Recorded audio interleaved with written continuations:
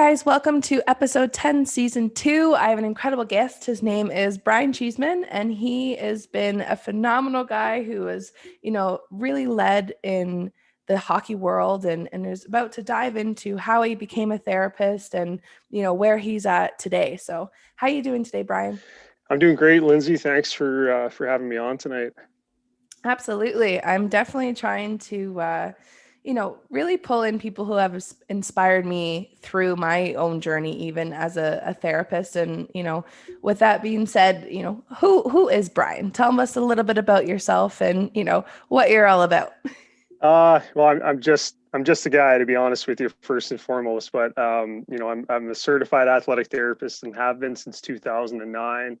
The majority of my time as a certified therapist has been spent inside a hockey rink, and it's been a fantastic journey to this point. I've had a lot of cool experiences. I've got to meet a lot of interesting people, and I've got to travel a lot of places I probably wouldn't have otherwise. So I'm very grateful to kind of be where I am today and be doing what I'm doing today for sure.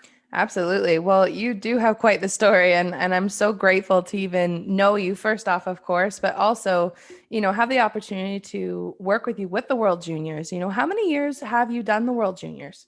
So this event coming up and actually starting in a couple of weeks with our camp in Red Deer, Alberta, will be my fourth opportunity to represent Canada as an athletic therapist as part of the support staff for the World Junior Tournament. And it is an incredibly humbling and exciting experience every time you get the opportunity. And I certainly consider myself very lucky and very fortunate to be selected to be a part of the process in any year, but especially in a year that has affected people as much as this COVID-19 pandemic has. And, to be able to play a small role behind the scenes in a tournament that's going to have basically all of the eyes of the world watching it, because I think it'll be the only game in town, so to speak, at that point is pretty cool. So I'm really looking forward to that.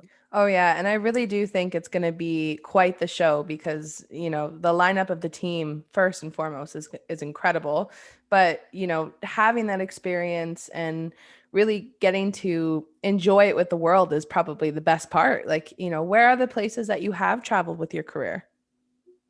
Um, I've covered a decent amount of ground.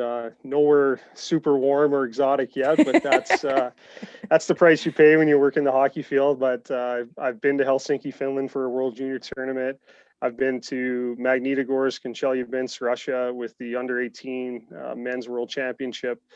I've been to Buffalo. Obviously, that's where our paths crossed, and I'm sure we'll get into that a little bit later in the podcast here. But it's and with my own day job here as an athletic therapist with the Edmonton Oil Kings, I basically have driven every highway, byway, and back road in Western Canada and in the Pacific Northwest. So I've covered a lot of ground, and I've met a lot of very interesting people and had some pretty awesome experiences along the way. Oh yeah, well, exactly that. And I think it's so hard to think, I get the question all the time, like, how do you know what sport is yours? And, or is there a certain sport that you work with that's always your go-to or your favorite? And for you, for example, I read your Alberta Bound article, which was awesome. And, a fun fact that I didn't know about you was that you've never even played the sport, which is really cool in a way. Yeah, it's kind of the funny thing, I guess, about my path to where I am as an athletic therapist today. I was a fairly active child growing up in Mount Pearl, Newfoundland. I played soccer, I played baseball, I played a lot of basketball, but out of with a bunch of friends that I hung around with, I never played hockey, and it wasn't because I didn't want to or I couldn't. I love the sport. I was always drawn to it. I would go watch their games. I would always watch Hockey Night in Canada with my dad. My dad was an off ice official. He basically ran the clock in the penalty box at Memorial Stadium in St. John's, Oh, and wow. then at the new Mile One Stadium in St. John's for the St. John's Maple Leafs primarily. But when senior hockey was huge in Newfoundland, like it was coast to coast. There were teams from the west coast of the province, central, a couple teams around the St. John's and metro area, and I mean, it was at that time before the Leafs moved their American League franchise to St. John's in 1991. It was the only game in town essentially. And I remember Sunday afternoons coming down to the rink with my dad, and I would sit in the penalty box with him and watch the game from ice level. You know, I was probably 6 or 7 or 8 at that point. And, you know, you get a real appreciation even at that age for the physicality of the sport, the speed of the sport, the skill involved in the sport. And, you know, anytime someone would come to the penalty box, he'd slip me a few dollars and say, okay, you can go to the canteen now and go to the concession and grab something to eat. And because I don't need to learn any language in here that, you know, you take home and start saying around mom. So it's so true. You know, that's kind of where it started. And yeah, like I never played it, but it's always been a part of my life in some way, shape or form. And, you know, these days more than ever, right. It's, I live, eat, sleep, breathe it without ever having played it, which I think is a little bit different than most people that, you know, whether they're a massage therapist, an athletic therapist, a physio, a chiro, usually when they end up in a specific sports field, they certainly have some experience themselves playing the sport, but I don't think that has detracted from what I've been able to do with my athletes when they've been injured and so on. Oh, absolutely. And I think it's really cool that you did start at such a young age with your dad and had that relationship and that experience, because honestly, the best part of going to those games sometimes is when they chuck the puck over, you know, and they give it to the fans. And regardless of your age, that really does stick with you, and it makes you want to go more and be more interested in the sport. And you know, who knows what, like, for example, your story, like, who knows where you'll end up, because you'll be on the bench fast forward in life and you'll be really experiencing that from a hands-on point of view, right? Which is crazy. Yeah, and like I said, I mean, it was I never played the game. I mean, I was a fairly active kid, and you know, played provincial level basketball and baseball. I mean, I wasn't by any means the star on the team, but I think kind of playing that kind of background role on each of those teams, you know, whether that's coming off the bench in baseball or basketball and contributing late in the game, or you know, in the late innings and trying to do something to help your team kind of get that win. I think that made me appreciate those types of players even more as I transitioned, you know, through my kinesiology degree in university to my athletic therapy degree, to my actual job as an athletic therapist. I definitely think I have a soft spot for those players, you know, having in a separate lane kind of walked a mile in those shoes. And it's not easy to be that, you know, fourth line player, that sixth or seventh defenseman, that backup goalie. But I think if you talk to anybody that I've worked with, you know, athlete wise over the years, I think those are the guys that I've probably ended up having the longest lasting and best relationships with. Mm. And that's beautiful though, because they also need people like that who can keep them motivated and help them understand that, you know, they're just as much as the team as the first line players, right? I think that's awesome.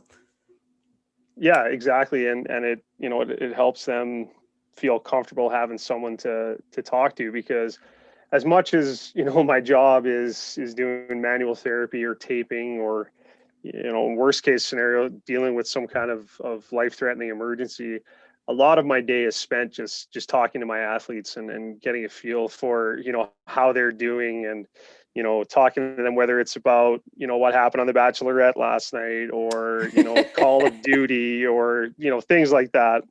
It's an understated part of the role, I think. I mean, in this type Hmm. of environment, especially in junior hockey at the club team level, you're, as much as you're an athletic therapist, you're a big brother. You know, you're a role model. You're somebody that you want those athletes to feel comfortable coming to. You know, to me, the best part of my job is when someone knocks on my office door and says, "Hey, have you got a few minutes to chat?" And I think that says a lot. You know, that there's that trust factor there, that 9 times out of 10, it's not even about anything sport related. It's, you know, it's how they're Yep. feeling. It's, you know, it's something's happening at home. It's, you know, there's an issue with a girlfriend or so on and so forth, and they want some advice. And, you know, even the older players on the team are 20-year-old players who don't really, they know they're going to go play university hockey, but, you know, they want to know some advice on what's university like. Do you have any tips and tricks for me there? Should I go in this field? Should I study this? Should I study that? So as much as you're an athletic therapist, I think you play a little bit of a mentorship role as well that sometimes I think people forget about and take for granted. Oh, yeah. And I think that speaks volumes about even your personality as a therapist. And I think that's a huge contribution to kind of what you bring to the table, especially with Hockey Canada. I mean, there are so many therapists out there that would love that opportunity. And for you to be able to really connect with those athletes and build that rapport. But the conversation that we have as therapists in general, which I always find amusing, is that we're not just athletic therapists. We're not just massage therapists. We are like a therapist because exactly like you said, I mean, whether they're on our table or we're doing a tape job or we're hanging out with all the players, at the end of the day, there are many situations like that where they have a mental breakdown because they didn't play well, or something's happening at home and it's affecting their play. It's when we're able to bring that all together for them and bring that environment of that trustworthy friendship almost, with of course barriers and all that stuff, but being able to be that person for someone, I think, is really important. And I think that's awesome that you're able to do that with the players. And I think that gets lost, Lindsay, on a lot of people that watch hockey or any sport in general. They only see the person that they're watching as an athlete. They have a hard time separating the person from the athlete, right? And Mm-hmm.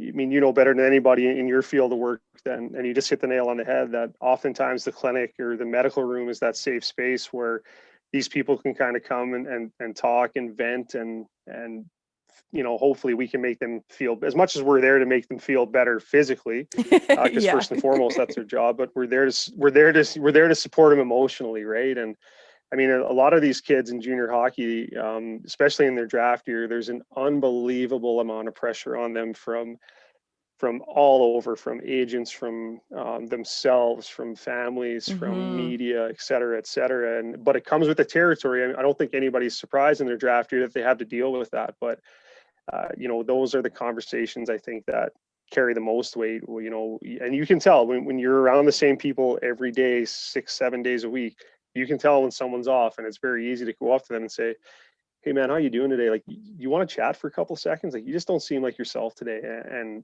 I think that is the understated part of what we do. Mm-hmm. And I think that's key though, because sometimes if you don't address those situations, those players feel like they're unnoticed, or some type of neglect. And I think that's great that a lot of therapists of all kinds, even coaches, God, I've seen so many coaches just sit down with people and say like, hey, do you want to talk about like what happened last night? Or you see something on social media where they had a bad game and someone sent some nasty tweets out and it really impacted them for the next few days. So it is a huge thing. Do you find that with some of the teams that you work with that there is that opportunity or a therapist that people typically go to for those kind of times? Yeah, for sure. And I think you made an important point there too. I think the teams that have the most success, regardless of the level that you're competing at, whether it's junior hockey, whether it's international hockey, whether it's professional hockey, it's the coaches and the athletic therapists and equipment managers and support people behind the scene that create the family type environment where no matter what the topic is, there's a sense of comfort and there's a sense of acceptance there that that you can knock on anybody's door at any time, or even phone them or text them or what have you, if something is not right in your life. And I think that those are the teams that go on to have the most success, regardless of the level that they compete at in the sport, and regardless of the sport that they're participating in too. Yeah, and that's exactly it. Like I think when you work with a team for so long, it's so hard almost to watch the season end, or you get really into the games and you open the bench door and you feel that energy, and it's tough to kind of really go in the waves of what's going on if you win or lose or whichever, because you also have to maintain your composure, but you really feel what the players are going through, so you are kind of on that journey with them. And do you find that with the World Juniors or whatever team that you are working with, do you ever have a time where that time ends with them and it's just like, oh, you just wish that you had more time. Like I find I get that all the time with certain players or whichever. You just wish that you had that extra, year with them or whichever because of the contract and whatnot. Yeah, 100%. And I think, the example of that for me that's the freshest in my mind was, our past season here in the Western Hockey League with the Edmonton Oil Kings. We were having a phenomenal year.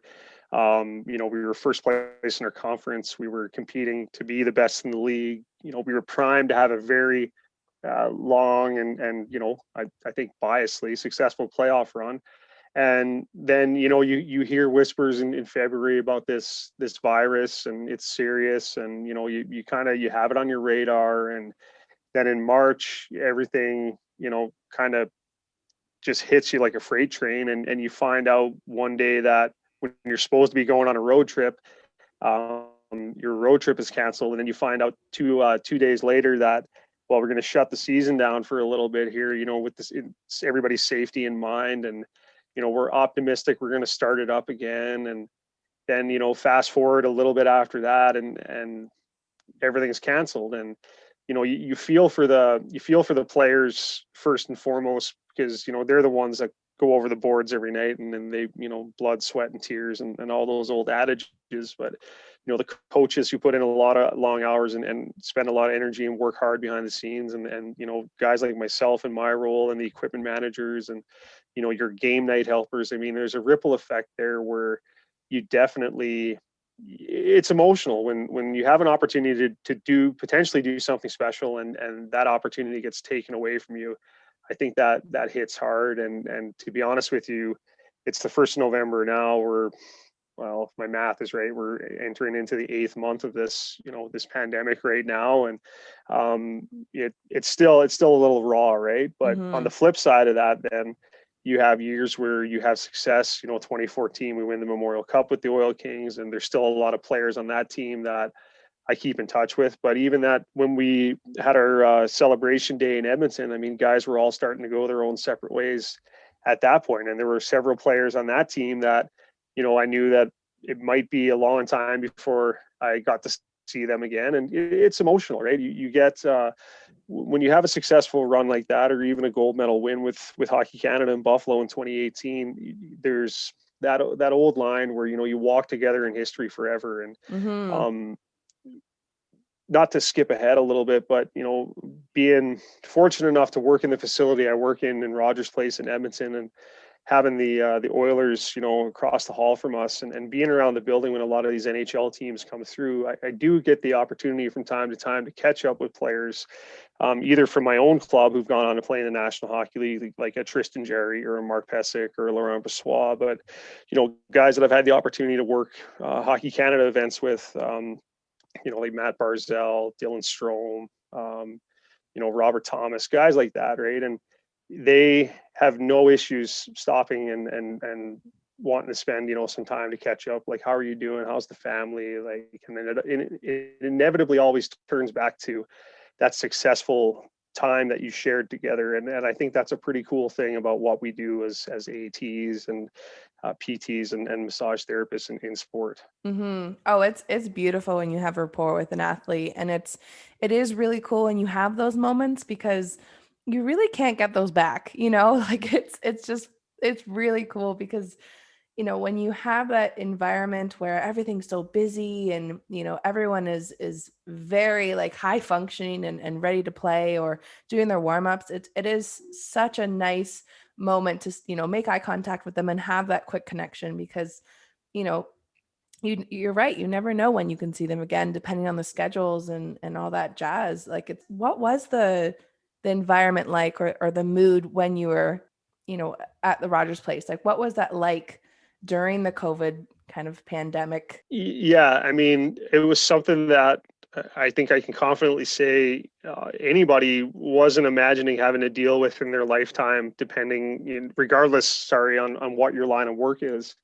And I have to applaud, the health authorities and everybody that made the decisions to kind of put the brakes on and press pause on all these seasons. I mean, it's at the time we were dealing with, and it still are in some ways, a very relative unknown and constantly evolving and changing situation. And sometimes in life, the hardest decisions that, you know, people have to make end up being the best for everybody, right? And at the time, there certainly was some sadness and the definite sting of having the season taken away from you know, these young men who work hard, and you know, our 20-year-old athletes who this was going to be their last opportunity to chase the championship, and have that taken away was, it was tough to see that. But you know, it's certainly allowed a lot of people some time to reflect, I think, on what's important in life, right? And I mean, it was an opportunity to spend more time with Mm-hmm. family. You know, it was an opportunity to, you know, catch up with friends. It was an opportunity, well, obviously virtually, not face to face because of social distancing and so on and so forth. And, you know, like reignite old hobbies. Like for me, I mean, I had played guitar for over 20 years, but I really neglected it in the last couple of years. And during the pandemic, I just picked it up and started playing it again. And it became very therapeutic for me. And in times when, you know, I was stressing out a little bit or was uncertain about, you know, my job and what was it going to look like and when was our season going to start, and you know, what if I would just pick my guitar up and I just play for an hour, sometimes 2 hours at a time, and that really helped take my mind off things. And I'd be remiss if I didn't mention this. There's a group of us who've worked you know, in the CHL together, and with Hockey Canada, with the World Junior team, and you know, different connections through hockey over the years. And I have to give credit to Adam Douglas for this. Adam was the manager of sport performance for Hockey Canada, and I've had the opportunity to work several World Junior tournaments with Adam. He's an unbelievably talented guy. He's very passionate. He's great at what he does, and he pitched this idea of having a weekly Wednesday night kind of Zoom meetup for. It started off as a handful of us, and it kind of grew as the pandemic went on, and that was very it was very much needed because we were able to, from coast to coast in Canada, see a familiar face, you know, once a week, and it honestly, it became the highlight of the week. Like, you know, we knew every Wednesday night we were going to get together, you know, we're going to tell a few stories, have a few laughs, drink a few beers. And it actually evolved into the athletic therapist from the Vancouver Giants, Mike Bernstein, who worked in the NHL for a number of years. He started organizing, having special guests come on and surprise guests come on. So, Oh my you know, Joe gosh. Thornton was on one night and Danny Heatley was on another night. And it was unbelievable, right? Like, it was Oh just such a wow. cool way to take your mind off the day-to-day pressures and stress that came with the pandemic, and just, you know, have a few laughs, and, you know, again, have a few cold beers and just talk about the good times, right? And of course, when everybody kind of gets together in that hot stove type environment, everybody's trying to solve the world's problems too. So that usually ends in some pretty funny discussions. So I'm very grateful for Adam for starting that up a couple of months ago. So Yeah, he's honestly, he's a fantastic guy. I'm pretty sure that we worked together for the Buffalo World Juniors, right? He was with us on yes, that road that's right. trip. Yeah, yeah, his energy is honestly incredible, and you know, just the things that he does is just awesome. And it's you know, being able to work those types of events allow you to work with a bunch of different people that you wouldn't normally have access to in your day-to-day job. And you know, you get to work with other athletic therapists. Like, I've had the opportunity to work with Joey Garland from Windsor. This will be my third tournament working with athletic trainer Kevin Elliott from Charlottetown, and it's great to be able to work with these different people. And it becomes, as much as it's a work experience, to me, it's a learning experience. When I go into that type of environment, I always want to leave it kind of better, either skill set wise or, you know, headspace wise, than I did before I entered it. And working with guys like that, and, you know, with Adam Douglas and with the different doctors and the different equipment managers that I've had the pleasure of working with at that tournament, like Chris McDonald, Brian St. Louis, like Chris Hamilton, like it's, I want to get as much out of it as I can to bring it back to my own job, you know, every opportunity. And I never take that for granted. And I'm very fortunate that those people that I do get the opportunity to work with are very like-minded in that sense too. And, you know, we're always saying, hey, what would you do in this situation? What would you do for this injury? You know, and then we go to the equipment guys. How would you modify a skate for this? How would you modify an elbow pad for that? And, you know, it's a learning experience. And I think as therapists, regardless if it's, again, AT, PT, RMT, Chiro, if you think you have everything figured out, that's the minute that you realize you don't. So if you're not open-minded and willing to, and even in your own practice, if you come across, a patient with an injury or a condition that you yourself are just not able to get them over the hump, there's nothing wrong with calling somebody else or referring them out to somebody else and explaining, okay, this is what I've done. This is the roadblock we're at right now. Is there something that you can offer, in this person's treatment plan that's going to help kind of get them further down the road? And I think that's something I pride myself on is having a good referral network here in Edmonton, and having good people from coast to coast in Canada that through these different events, I can pick up the phone, I can FaceTime, call, shoot a text. Hey, so and so has this issue happening right now. This is what I've done. Do you have any suggestions on what I could do to help them out a little bit? And invariably, they come up with something that I haven't thought of.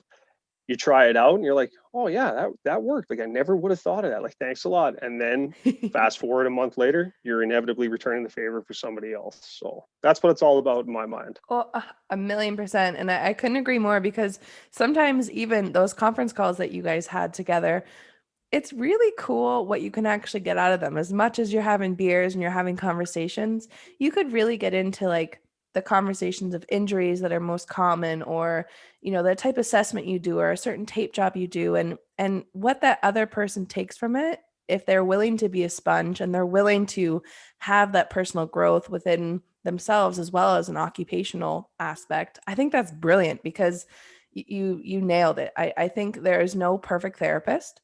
I think there is always room for improvement. And I think if you do have that open door policy with all the other multidisciplinary aspects of a team, whether you're your clinic or with a team as itself, I think that's great. I think that's a really important thing to have in your traits as a therapist. Yeah, well, 100%. Because if you approach a situation narrow-minded, your success rate, for helping that person get back to A, first and foremost, what they're capable of doing on a daily basis, and then B, what they're capable of doing, athletically, you're not going to have as much success. And if you approach that situation narrow-minded versus open-minded and willing to, admit that, okay, I can't figure this out. This is a puzzle that there's a piece missing, and I've lost it. I can't find it. We've all probably been there in the pandemic doing puzzles again, but who can I It's so phone? true. Who can I phone? Can I phone Kevin out in Charlottetown and say, hey, this is the situation I'm in.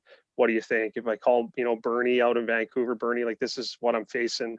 How would you do it? Even, calling a chiropractor, a massage therapist, a PT that and if they can't explain it to you, and then you refer them out and they allow that person, to feel better, then that's a win in my books.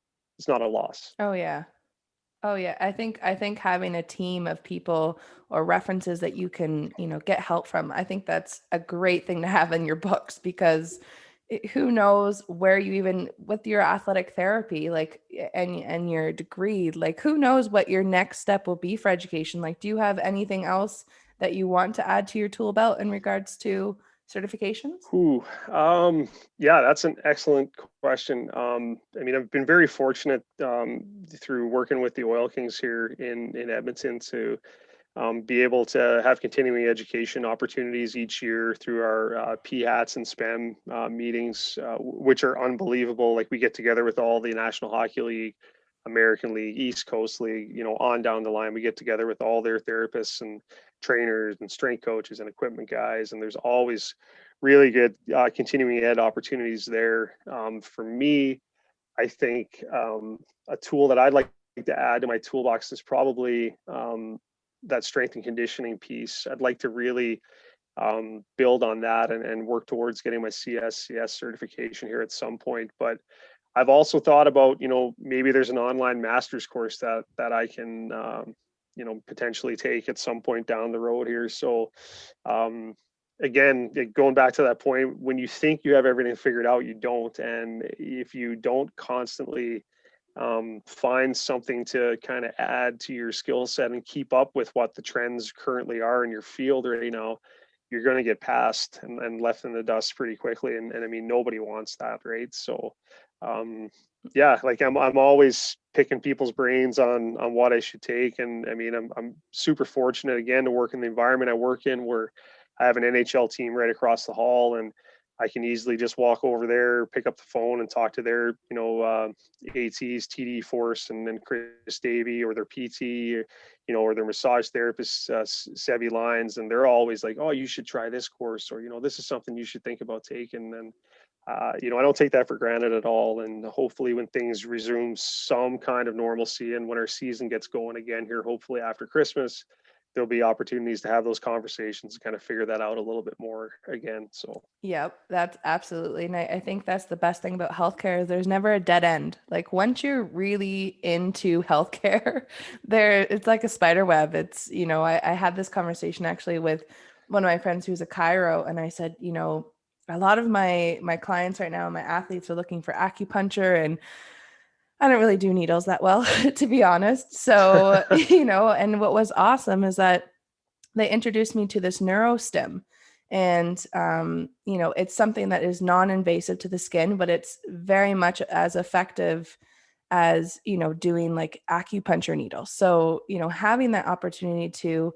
have that conversation with another healthcare professional to kind of open up that platform, I was so grateful for it. And I agree with you. I think having those conversations and being open is really key. And with that being said, you are someone who advocates for Sheridan College and the great experience that you had there. What was some of the greatest parts of going there for school? Excellent question. And I go back to that point that we talked about a little bit earlier here in our conversation about that family type environment in sport, leading to success. And that's certainly something that I experienced right away at Sheridan College. It was very much a family type environment. And I mean, it was the first time I'd ever moved away from home. I mean, I spent my entire life in Newfoundland. I was able to walk to primary school, elementary school, and high school. I was a 15-minute drive to my university. And now I was packing everything up and moving to Ontario for 3 years at school. And it was definitely an intimidating proposition to undertake, but it's one that I'm very, very glad that I did. And the professors, the instructors were phenomenal. The classmates were awesome. The environment was one that you really look forward to going to class every day. And we had great opportunities for placements. My placement opportunities eventually led to employment opportunities, which I'm forever grateful for. I'll be killed if I don't mention this. I mean, as much as I'm proud to say that I got my degree from there and I got certified while I was there. I mean, if it wasn't for me going there, I would have never met my wife as well. So, everything happens for a reason. She's also an athletic therapist. She works at a high school here in Edmonton. And, it's great to have that person in your life who works in the same field as you and kind of shares the same, thought process and ideas as you, because she then becomes a second opinion for me. Like, hey, just like we talked about reaching out to other people from coast to coast, I just have to say, hey, like I've got this type of injury. Like, what would you do? Like, what do you think? So again, very fortunate that I have that, in-house consult, pardon the pun, but I'm also very fortunate to have her in my life because she's super supportive of what I do. And when you work in hockey, you travel a lot, you're gone a lot. I was in the bubble for 66 days. I'm about to go into another bubble again for 7 weeks. And Oh my gosh.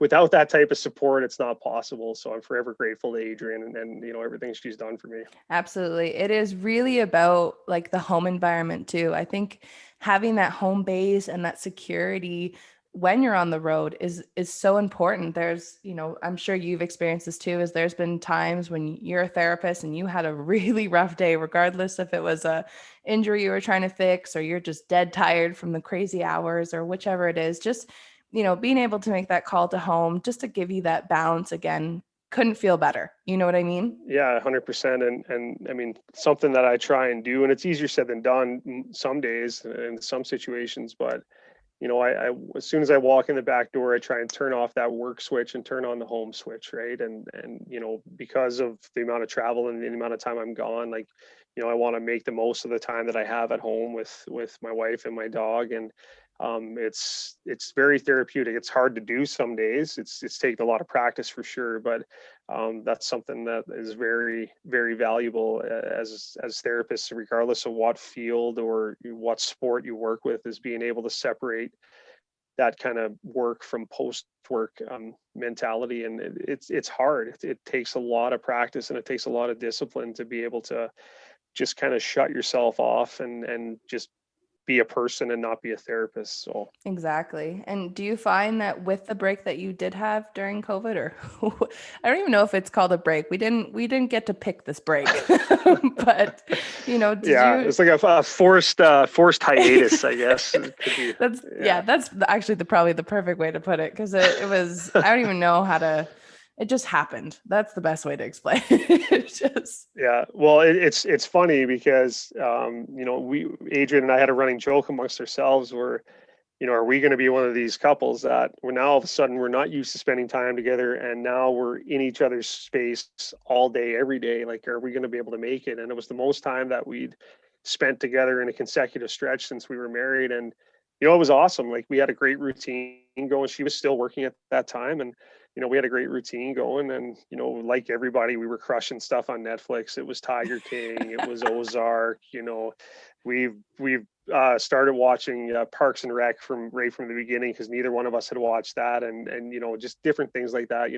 Our dog, I think, was the one who had to take the biggest adjustment, because all of a sudden she's used to having the house to herself all day, and I'm just sitting in the office, or I'm sitting at the kitchen table, on Zoom calls or on FaceTime calls, or just working from home. So she kind of was a little bit weary that something like, what's up? And then once she realized she could then hang out outdoors all day, then it was like, okay, yeah, you guys can stay home as long as you want, right? But yeah, literally. yeah, it was an interesting experience, but I think we're definitely better for it, I think, in that aspect, having gone through it. The amount of personal growth that each and every person got to experience through that, like whether it was, taking their dogs for a walk, getting a new puppy. Like, I can't tell you how many people got dogs during COVID. Oh, trust me, I tried.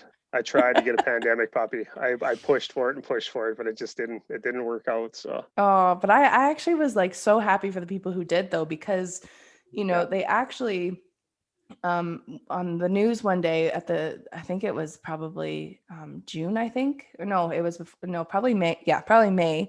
There was about 16 animal shelters that were cleared out. Like, they had no more dogs. Like, they literally like sold every single one of the dogs in a great way. Like, they all finally got homes, which, like, oh, it just melted my heart. Oh yeah, and Oh, it's amazing, right? And that's the perfect example of, out of something bad comes something, right? So I think if in a situation like COVID, if we only look for the negative of it, we're only going to find and see the negative of it. But there's definitely little positive rays of sunshine in an otherwise dark day. Like that example you just gave. So oh, exactly. And I think that's the thing that makes it, a really strong environment for people in COVID, is the fact that they got to have that rapport with others, and really kind of bring their good personalities out, and good traits. And heck, you got to play the guitar, which is awesome. So, like, you got to enjoy life just a little bit, even though it was in a little bubble. But, with you going into another, set of experiences with sports, what are you looking forward to the most, getting back into the swing of hockey? for me, I I love the routine. I love the day to day. I love getting up in the morning, having a bite to eat, grabbing a coffee, driving to the rink. I thrive on being in that environment. That's what I miss the most about it. And, fortunately, for me, I was presented with the opportunity in a non-athletic therapy role to take part in the NHL return to play program here in Edmonton, and to be on the ground and inside the bubble, and staying in the hotel inside the bubble, to help all these different athletic trainers and therapists and equipment managers out, to take the small things off their plates, like doing laundry, um, setting up benches, et cetera, et cetera. And it was a cool experience because it got me back into that that environment that I love. And being around people that, I work with every day, like my equipment manager from the Oil Kings, Rogan Dean, he was in there with me right till the end. And, some of the Oiler game night helpers were in there too. So it was cool being in there with familiar faces, and selfishly being in there and being one of the few people that was actually able to see this thing from start to finish and see some crazy games, see, the Stanley Cup being awarded in a building with no fans in it. And it was incredible. I've said to people that, I think when you work in sport, your end goal is always to get the pro sport. And, I've had some opportunities come my way, but the timing just wasn't right for that. But Mm-hmm. I think seeing that the Stanley Cup be awarded, and seeing the blood, sweat, and tears that goes into just a playoff run, and being around those guys on a day-to-day basis, it definitely put that back on my radar. And it's something that I hope to have an opportunity to chase at some point in my career. But in saying that, at the same time, I'm not going to be disappointed if that doesn't happen. I've had some incredible opportunities to this point in my life because of hockey, and I'll be happy either way, but I'd be even happier if I could put a potential, Stanley Cup playoff run and maybe a championship on that resume. But that, who knows, that could happen and it might not, but that's life, right? I mean, you got lots of time. We got lots of years up the road for hockey. So, Yeah. who knows what's next for you. And I was able to actually connect with one of my old bosses who is the massage therapist for the Calgary Flames. And, even just hearing his journey about being with a team like that, and having to go through all the injuries. And what you mentioned too is that you're not just the therapist, and, also supporting them through like the mental stages of the game and all that kind of stuff, but you are helping, the equipment managers, you're helping with the towels, you're helping, like, there's so many more roles as a therapist. I don't think people understand.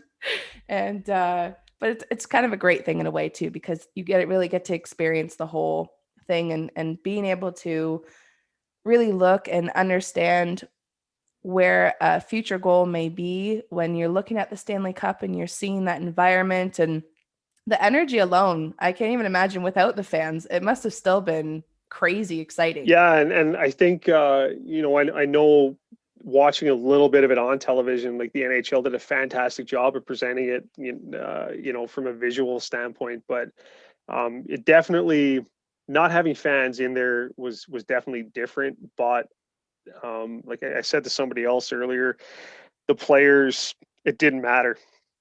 They were there for one thing and one thing Yeah. only, and that was to win. And it, minus the actual crowd noise, because they had some simulated noise, and which made a difference, and the music was just pumping, and that made a huge difference too. And the game presentation was top shelf from that standpoint. But all in all, these players, regardless of what jersey they were wearing, they were there for one thing only. And I mean, it was a huge sacrifice for them, right? I mean, to be away from loved ones and kids and families, and for the two teams that got to the Stanley Cup final, Dallas and Tampa Bay, I mean, that was 66 days that they were away in a bubble. So I think they did a great job of focusing on what they were there to do. And I mean, it basically was a business trip. It was a long business trip, but it's certainly, like, you could tell, like, the competition was as high as I've ever seen. And I'm very, very fortunate that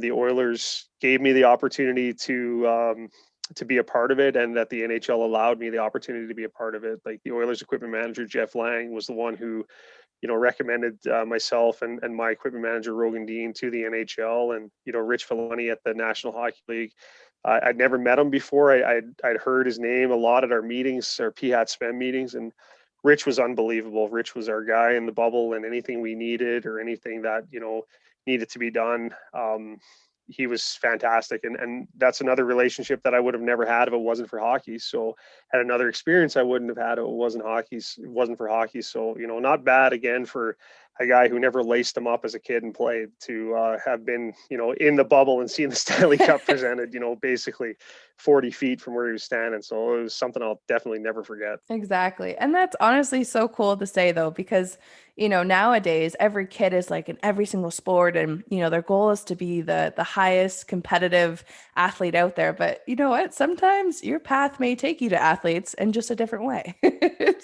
Yeah, Yeah. absolutely. I mean, nothing in life's a straight line. There's always going to be curves and ups and downs. And, um, I think if you're willing to face a challenge, I think you come out on the other side, or face an opportunity, you come out on the other side better for it one way or the other, right? So Absolutely. And even with your journey, I mean, you've literally been coast to coast with yeah, yeah. with moving. So, would you, if you did have to relive this current moment, would you have made the step from, the East Coast to Ontario and then move that platform out west? Would you do it again?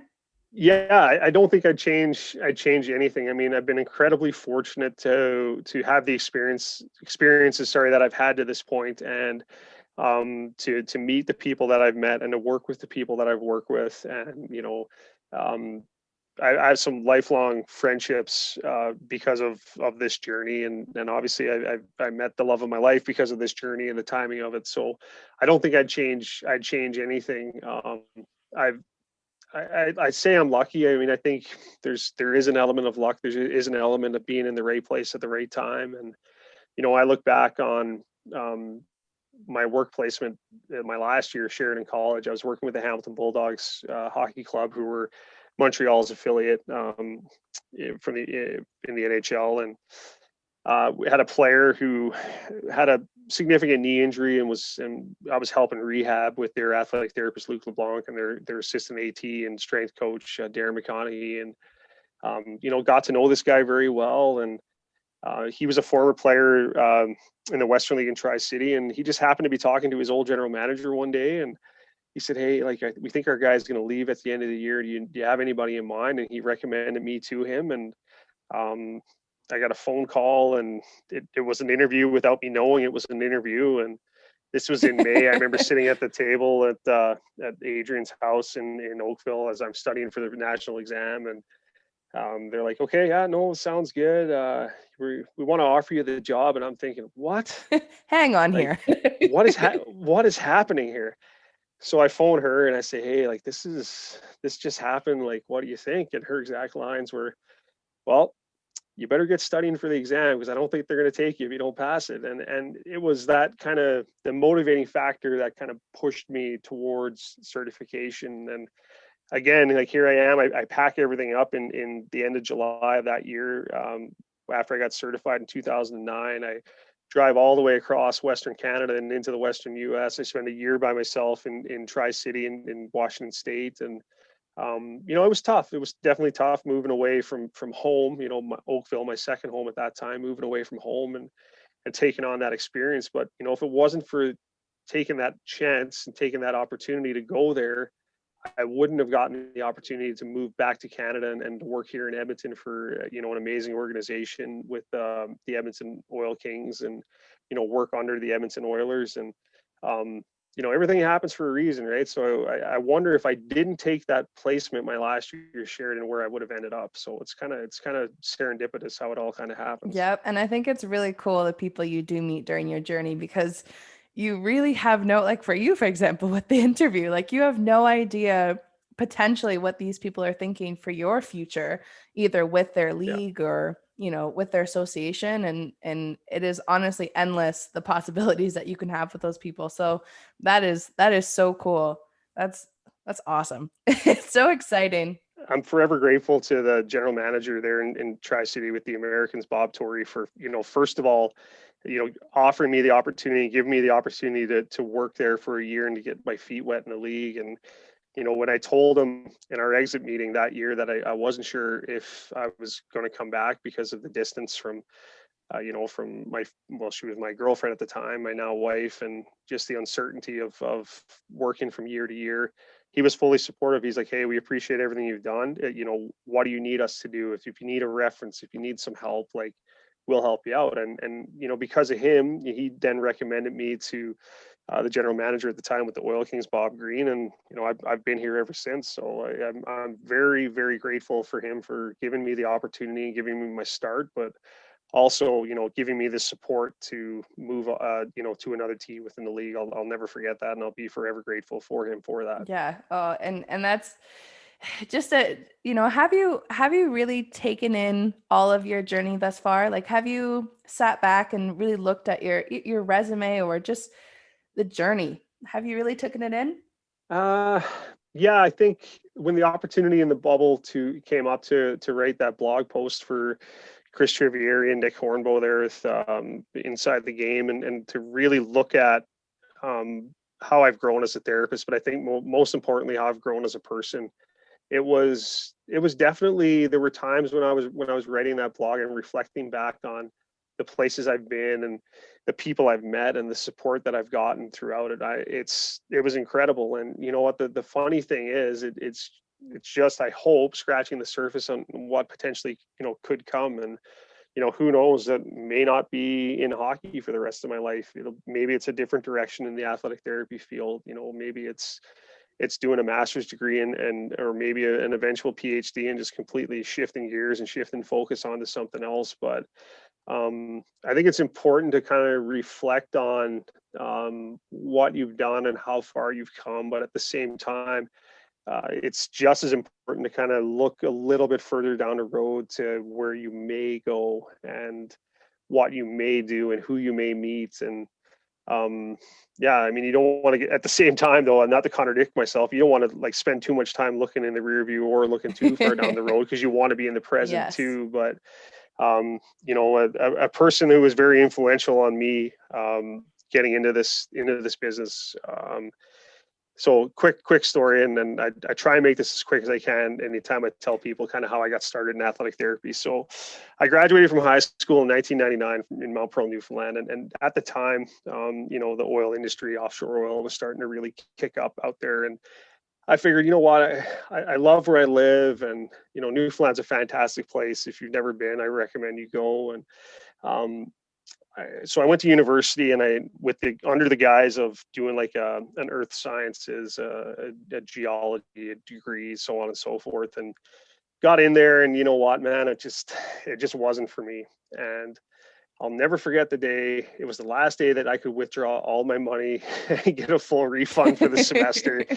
And I went and did it. And I went home that evening, and we're having dinner as a family, and everybody, so what'd you do today? How was your day? And they get to me, so what'd you do today? And I said, well, I don't know how to tell you guys this, but I dropped out of university, and it was kind of quiet. And my dad spoke up, and he's like, okay, that's fine. We'll support you, but you need to find a job, and you can have a little bit of time to figure that out, but you need to find a job. So I went to work as a security person at the Mile One Stadium in St. John's. So at the time, I was stationed on the St. John's Maple Leafs dressing room, and it was a great job. Like, I got to see every game. I got to see the players. It was perfect for me. And I got to meet their athletic therapist, Nick Addy-Gibb. And I said to Nick one day, I'm like, hey, do you mind if I shadow you, like come in on one of my days off to kind of see what it is that you do? And he said, yeah, absolutely, man. Love to have you. So I did that. And no joke, Lindsay, within 30 minutes of being in there, I'm like, yep, this is what I want to do. Eh? This is what I want to do. And, Nick has been a very good mentor to me, and a very positive influence for me, in the athletic therapy journey. And it's funny because our paths actually crossed again in the NHL bubble, because he now is an assistant athletic therapist for the Vancouver Canucks. So we were able to spend some time in the bubble and reminisce a little bit about our St. John's Maple Leaf days. And it's funny how things can come full circle. And again, you never know, the people that you meet, how influential they're going to be, and how much of an impact they can have on you. So I never take any interaction with anybody for granted. That's for sure. Oh, and I have to say that is the best part of the business, though, because when you do get to cross paths with people again, i.e. this, like being able to have this connection with you. And how many years ago did we do the World Juniors together? And we met for a short while, but it was wonderful. And you never really know where those journeys could take us. But I'm super grateful for this because, being able to cross path with you and really talking about your personal growth as a therapist and as a person as well. I think it's really exciting for people to hear these journeys because people start in that exact position that you do. Like I have conversations with 40-year-olds and 19-year-olds who are on the exact same path in their life where they, start school and they say, you know what, like this is not for me. And then they meet someone or they meet a teacher or a guidance counselor and they instantly switch and it's perfect from there. So Yeah, and I think that this type of forum, like the podcast type forum, and what you've done with your podcast here, and the variety of people and the variety of guests that you've had on, and that have been able to share their stories. I have no doubt there are people that have listened to each of these guests, and it's that probably, and I hope probably inspired someone to at least think about that career path or that type of thing, and B, maybe even start down that road. So I don't think you should underestimate the effect that you're having with this type of medium either. So oh, well, thank you so much. My goal honestly is just to inspire at least one person to, push through their limits and really see their own potential, whether it's, coming from their own self or someone else, giving them that little bit of guidance. And, I really do appreciate you coming on here and really telling us your stories. Is there anything or like one tip that you would give for an entrepreneur who is looking to get into the field of athletic therapy?